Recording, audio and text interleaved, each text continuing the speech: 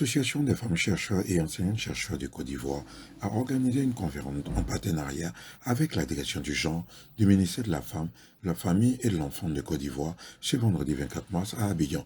L'événement a été placé sous le haut patronage de Fatimata Bictogo, épouse du président de l'Assemblée nationale de Côte d'Ivoire.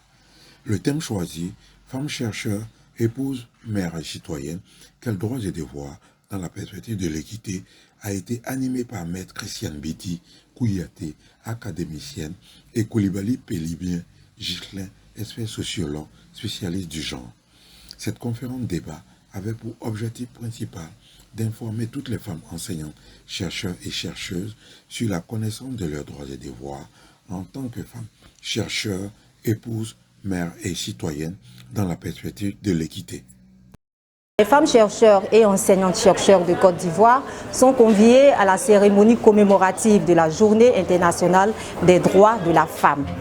Vous savez que le mois de mars est un mois dédié à la femme. Et les femmes chercheurs ne peuvent pas rester à l'écart, rester indifférentes à cette dynamique. Et donc aujourd'hui, toutes les femmes chercheurs sont conviées à cette cérémonie pour réfléchir sur les avancées des droits de la femme en Côte d'Ivoire, mais aussi dans le monde. Les femmes chercheurs sont des spécialistes dans leur domaine. Elles excellent dans leur domaine. Les mathématiques, la physique, la sociologie, les sciences littéraires et sociales, les sciences de l'éducation, etc. Mais est-ce qu'elles sont imprégnées de leurs droits et devoirs en tant que mère, en tant qu'épouse, en tant que citoyenne de la Côte d'Ivoire? Je ne crois pas. Parce que nous sommes tellement spécialistes, focalisés sur nos spécialités, que les questions de droit, les questions de genre, nous les ignorons. Donc nous marquons cet instant-là pour informer, former les femmes chercheurs sur les différentes attitudes à adopter quant au respect de leurs droits et devoirs. Et pour ce qui concerne les défis, nous avons beaucoup de défis à relever. Nous avons des filières, des domaines scientifiques au niveau desquels les femmes chercheurs sont très peu représentées. Par exemple, dans les filières des sciences et technologies, les femmes chercheurs sont très faiblement représentées. Dans les filières des STEAM, elles sont très peu représentées. Et donc, nous, en tant que femmes chercheurs, nous menons des actions pour booster les femmes, pour les intéresser, pour les attirer à la recherche et bien évidemment aux études supérieures. Aujourd'hui, en Côte d'Ivoire, nous avons les femmes chercheurs qui peuvent atteindre 1000 femmes chercheurs. Mais au niveau de l'AFEMSI, nous avons 600 femmes chercheurs qui ont adhéré et qui participent aux activités. Et il y a des femmes chercheurs aussi qui sont recrutées, qui sont fonctionnaires, mais il y a des femmes chercheurs qui exercent à leur propre compte, si bien que c'est un peu difficile de maîtriser le nombre.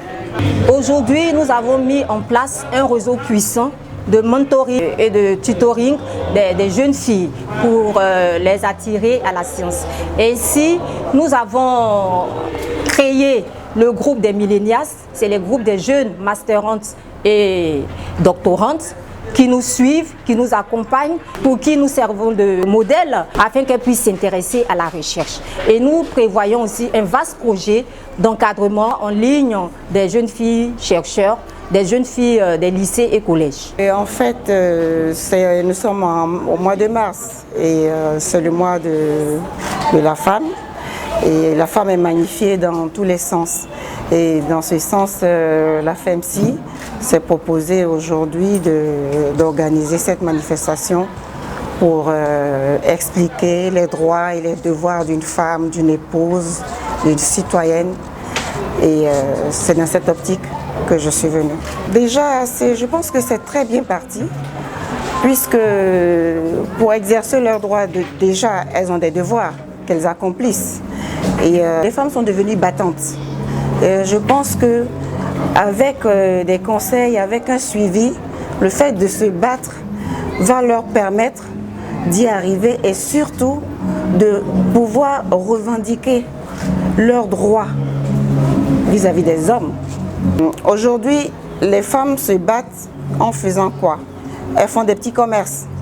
Elles commencent à s'affirmer sur le plan commercial et elles arrivent à s'organiser. Je pense que ce qui manque, c'est la partie juridique. Et la partie juridique, il faut vraiment que des institutions suivent les ONG et les associations pour leur permettre d'y arriver. La discrimination à l'égard des femmes dans l'emploi. Il y a aussi le fameux protocole, ça c'est dans les instruments juridiques régionaux, parce que au niveau international, il y a des pactes et des traités que nous avons ratifiés, mais au niveau régional également. Et le plus célèbre des instruments juridiques, c'est le protocole relatif à la Charte africaine des droits de l'homme et des peuples relatif aux droits des femmes adopté à Maputo.